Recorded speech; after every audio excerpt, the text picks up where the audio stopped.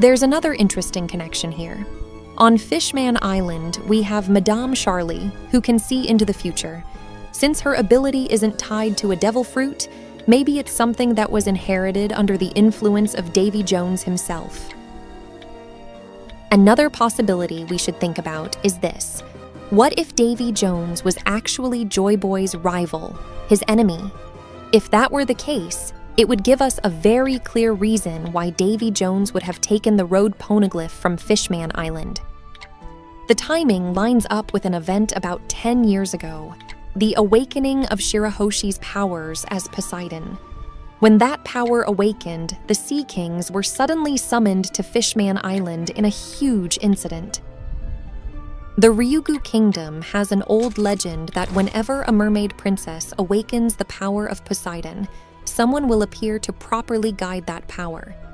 And when that happens, the world will change dramatically.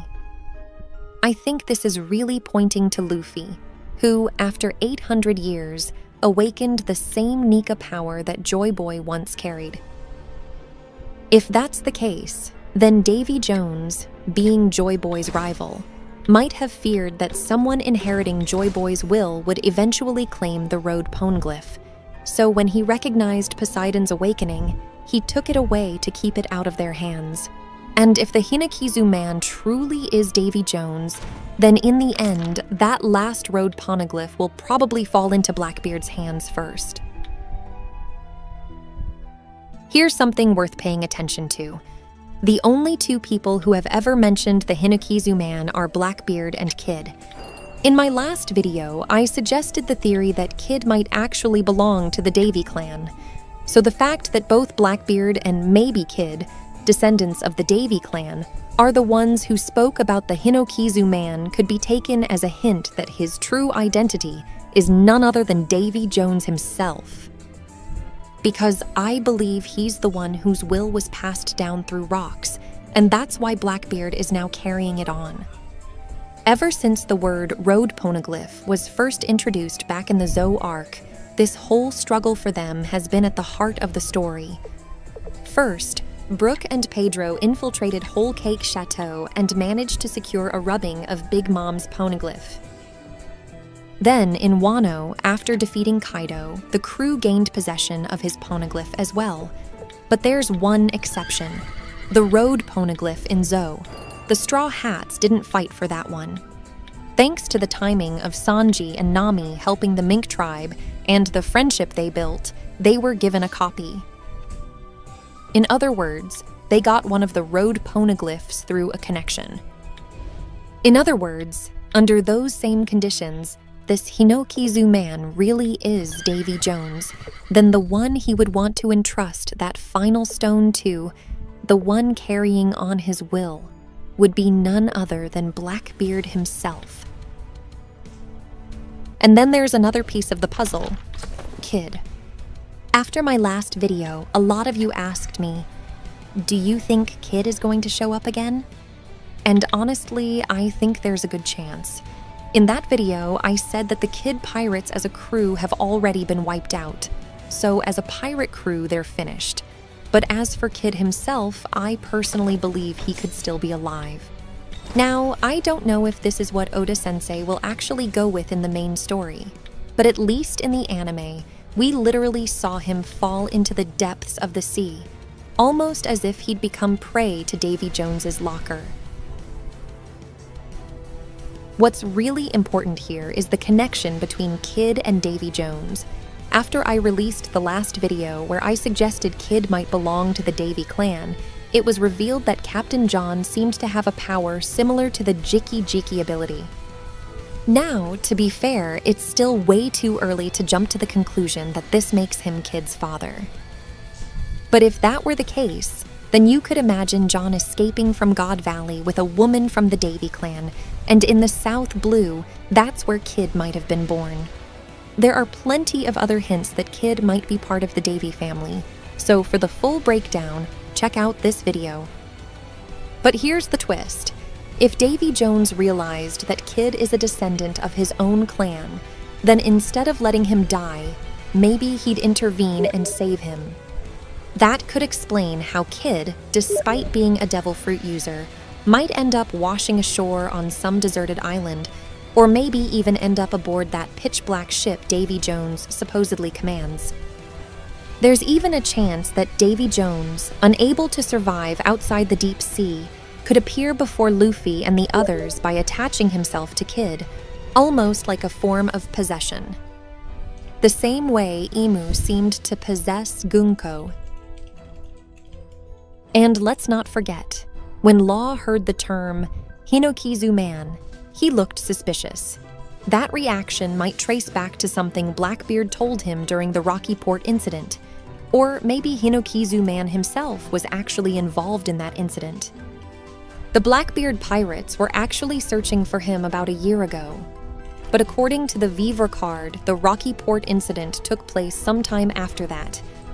So it's possible that after this conversation, they got new information about the Hinokizu man, and that's what led to their involvement in the Rocky Port incident. After all, that was the very place once ruled by Rox, who was like Blackbeard's father figure and someone who probably knew the Davy clan well.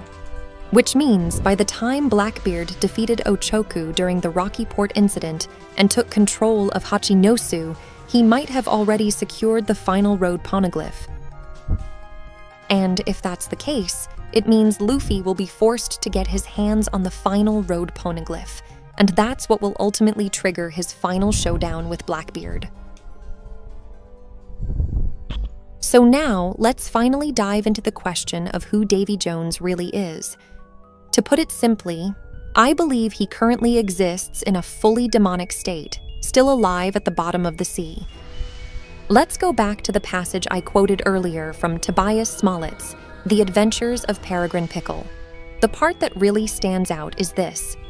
According to sailors, this Davy Jones is a devil who rules over all the evil spirits dwelling in the deep sea.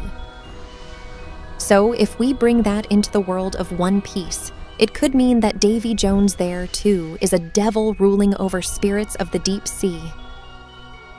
The concept of devils in the world of One Piece is still shrouded in mystery, but we do know that the Elbaf mural shows two devil-like figures. That suggests there were, broadly speaking, two types of devils in this world. One of those types is most likely the one now possessing Imu. I think Imu's ability to live for over 800 years comes from making a contract with a devil. And if that's true, then by the same principle, Davy Jones may also have made a similar contract, which is why he's still alive even now. Earlier, I suggested that the Davy family were a clan capable of handling souls, and with that power, it seems they literally sold their souls to the devil. Remember the narration during the Levelly flashback when Rox infiltrated Imu's Chamber of Flowers? It said, Rox knew there was nothing more he could do. That line implied that Rox was aware of Imu's true nature. He may even have spoken about Davy Jones at that point. If both Davy Jones and Imu share the same kind of demonic essence, then Rox would have realized that no matter what he did, Imu was undying and unbeatable. It's possible he even learned about that power directly from Davy Jones himself. In fact, Rox seemed to already know about Imu's existence. Normally, people living in the lower world of One Piece would never even know someone like Imu exists. But if Davy Jones had been alive for 800 years, then it wouldn't be strange at all for him to have that knowledge and to pass it on to Rox. We've discussed this theme a lot on this channel, but my own take is that Davy Jones might be a different kind of devil, one with a nature completely opposite to the devils connected to the devil fruits. Let that sink in. In One Piece, when someone eats a devil fruit, their punishment is that they can no longer swim in the sea. That's the curse tied to gaining that power. But if there's an opposite kind of devil, then their curse could be reversed. They can only survive in the depths of the ocean. In other words, by gaining this devil's power, they're bound to live in the deep sea forever. There are actually other examples that hint at this idea. Take Zunisha, for instance. Because of a crime he committed long ago, he's been condemned by someone's command to do nothing but walk the seas for eternity. Then there are the Sea Kings, those mysterious creatures who can speak the language of humans but mainly dwell in the calm belt. That too makes me think they might be beings who were cursed by a devil, forced to live in the ocean forever. Look at what happened on Fishman Island. One of the Sea Kings said that Roger hearing their voices around Fishman Island 25 years ago felt like it was just the other day. And when they spoke about Shirahoshi's birth, they said, "This time it will go well." That line implies they had already experienced a failure once before. And that failure, I believe, was Joy Boy's defeat. Which means it isn't far-fetched to think that the Sea Kings themselves have also been under some kind of demonic curse, bound to the sea and still living there for the last 800 years. We might have already seen this demonic version of Davy Jones once before. And that moment was this scene. When it comes to Vanderdecken, Brooke gave this explanation. On a stormy day, a pirate captain suddenly went mad and threw his own crew one by one into the raging sea, killing them all and even spat in the face of one into the pirate captain. Brooke gave this explanation. On a stormy day, a pirate captain suddenly went mad and threw his own crew one by one into the raging sea, killing them all and even spat in the face of God. That captain's name was Vanderdecken, captain of the Flying Dutchman. For insulting God, he was condemned to eternal wandering, fated to roam the seas under endless torment. But what if the god Vanderdecken spat at was actually Davy Jones in his devil form? After all, Emu himself, who has a devilish appearance, rules as the highest god. So maybe this so-called god wasn't really a god at all, but a devil. Which means the man we see before the Flying Dutchman's prow is none other than Davy Jones himself. This is probably a textbook example of something that was thought to be a god actually turning out to be a devil. And it might even be the source of the rumor Lafitte was talking about. And one more detail.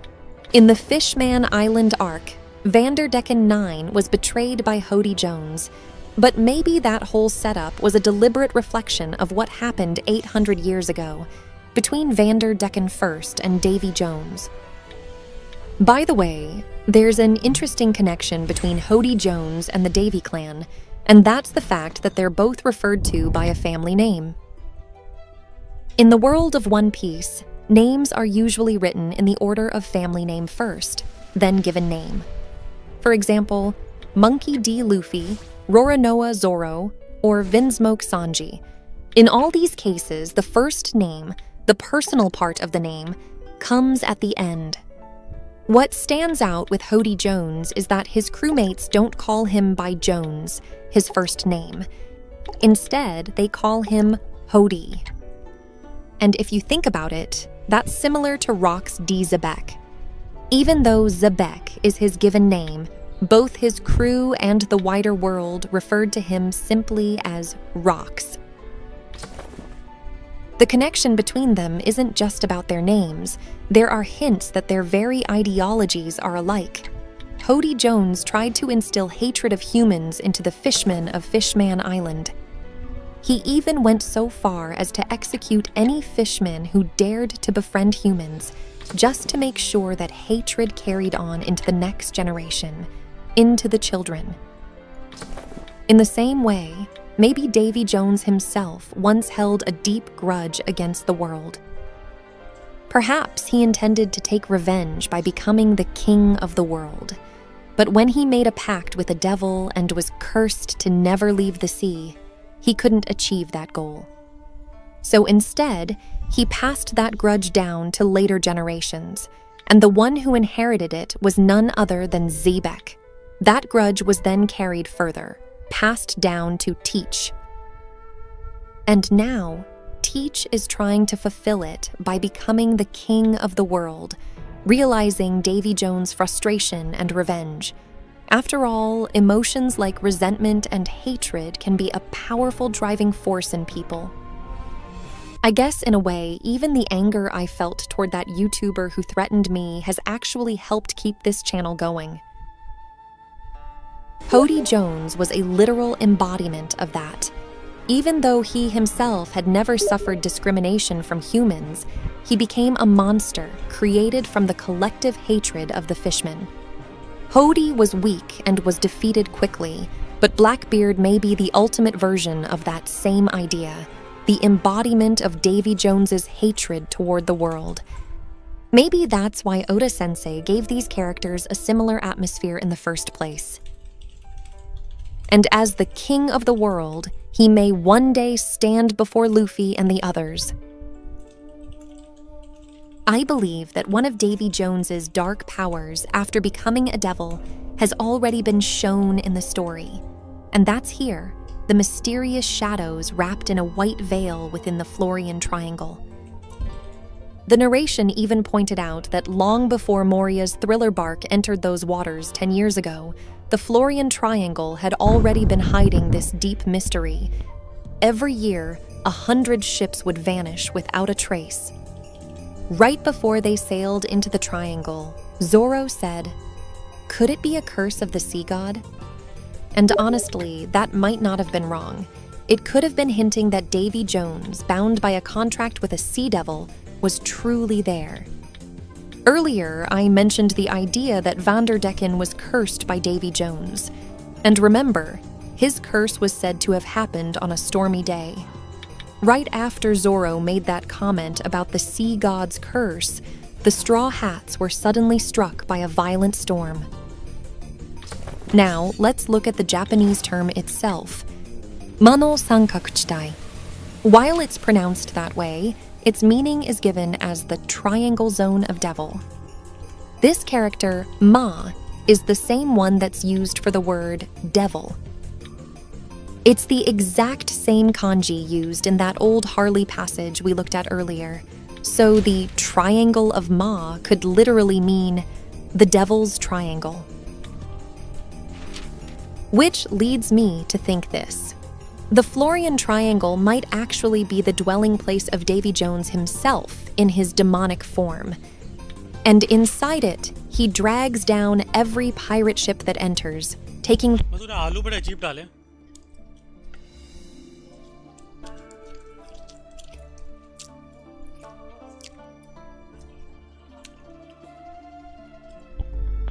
पानी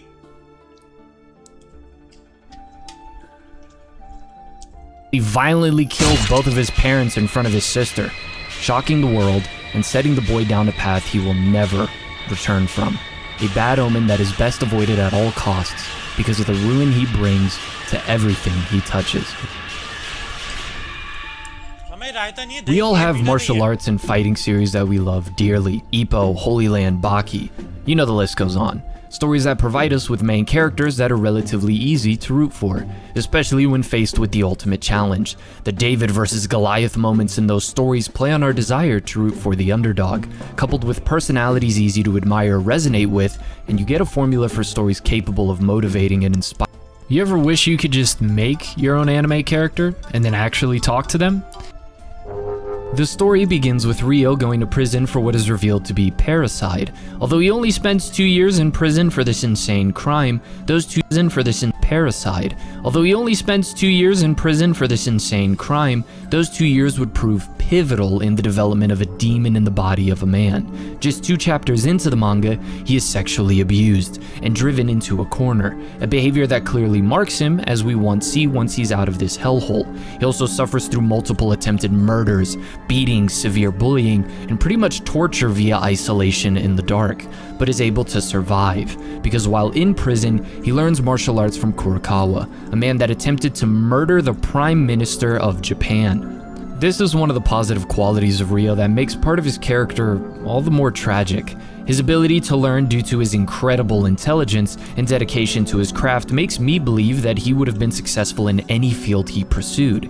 However, the circumstances in which he learned martial arts comes from a place of survival. While others in the normal world might learn it for sport, to Ryo this is a way to avoid death.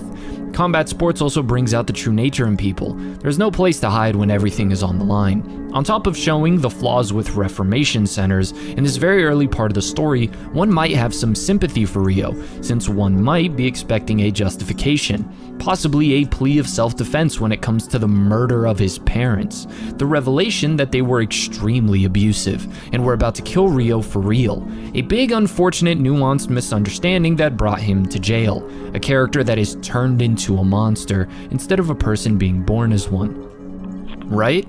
No, not really. The series doesn't show anything when it comes to this, outside of bits and pieces, only hinting that Ryo did feel trapped by overbearing and overprotective parents, but more so as an indication of his dark, perverse mind existing since he was young, not a bad household. So self-defense is not at all what happened. He is described often as someone who has never known love and is truly alone, even though his sister was there before he killed their parents, whatever. Even if he wanted to say the parents drove him to insanity, which is how Ryo feels, he could have just ran away.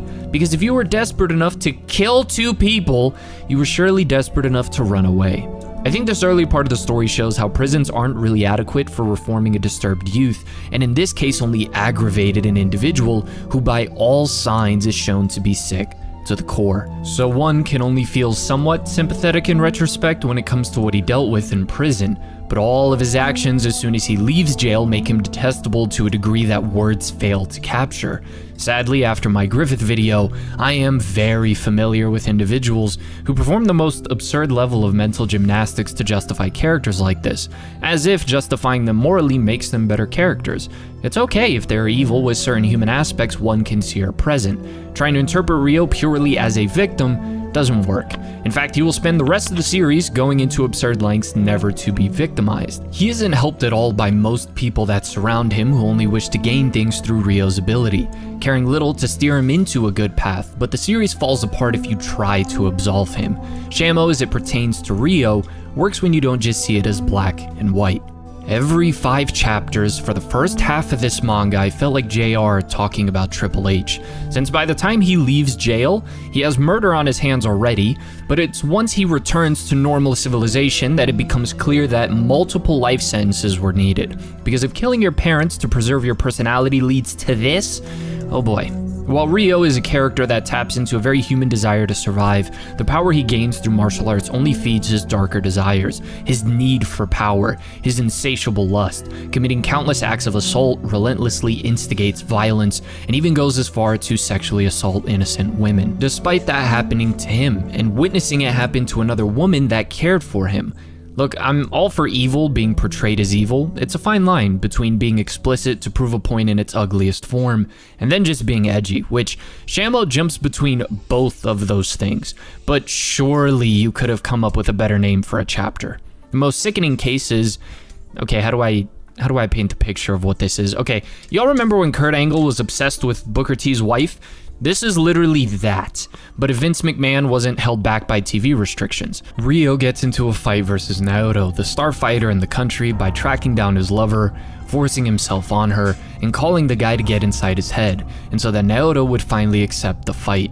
It is clear that he is repeating the abuse that was done to him while in prison, and this is a character we are meant to hate. Later on in the series, it is revealed that he got her pregnant, and she had to abort the child. Quote, "You took your parents' lives with your own hands. Cold-hearted beast.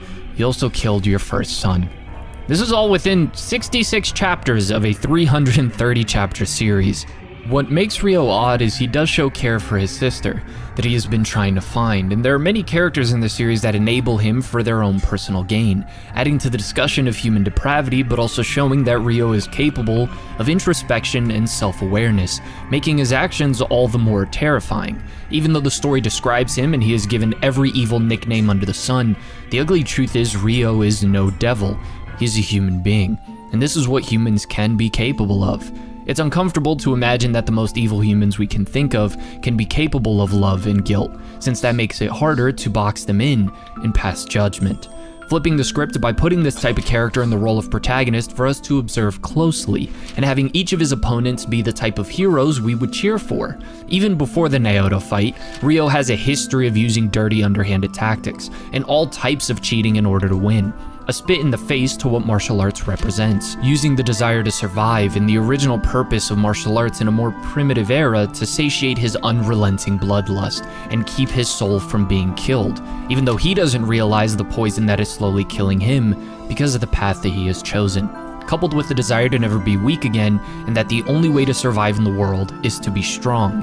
His actions are proven valid in his sick mind, and he can rise above any sort of standard in society as long as he wins, immersing you into the story by making you feel hatred for a character you can't take your eyes away from. Every person he interacts with suffers because of himself, whether it's ending the career of an honest fighter who is providing for his family, putting a man in a coma, or failing to grow from any of the experiences he has, instead being a violent echo of the evil he experiences. On an island to train for a fight, he has a woman trapped, and when he isn't covering himself in blood and training in the dark, he is once again forcing himself on another individual. Most of the actions that condemn Ryo are in the first 100 or so chapters of the series. The rest is him unwilling to repent, viewing himself as irredeemable, and watching those around him fall apart as he himself kind of starts the same process over and over again. It would be incorrect to say that he is a mindless character. If anything, his self-awareness is well on display, and even seems sad by putting Naoto in a coma and running away.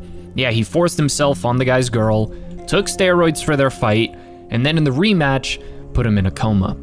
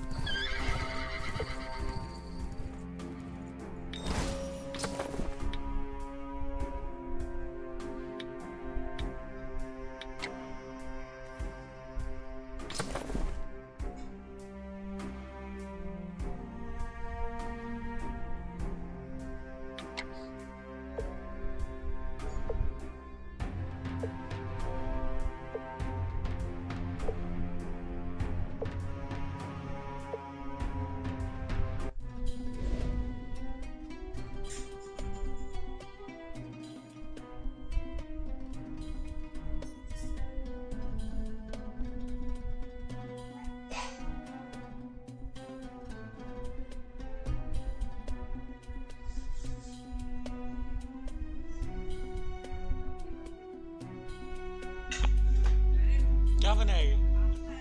मेरा क्यों नहीं बनाया? दे।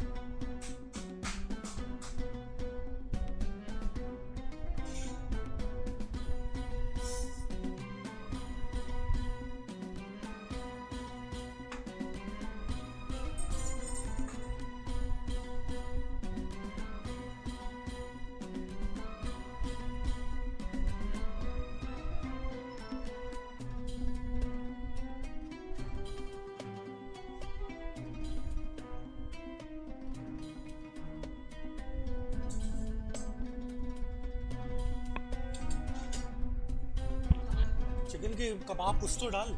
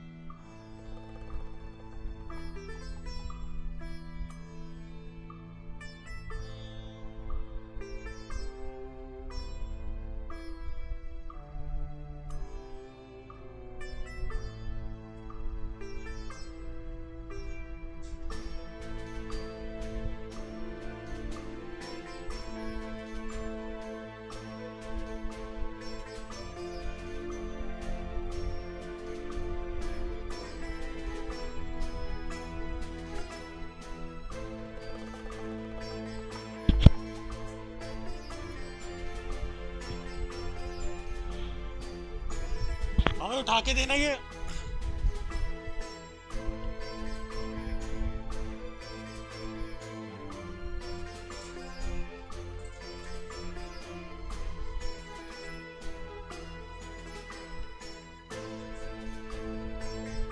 कोई उठा के दे, मैं wafer उठा के दे, वेफर उठा के दे।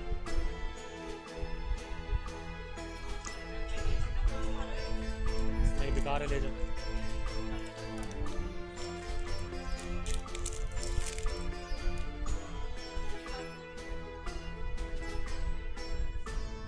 मैं ले जा, ले जा।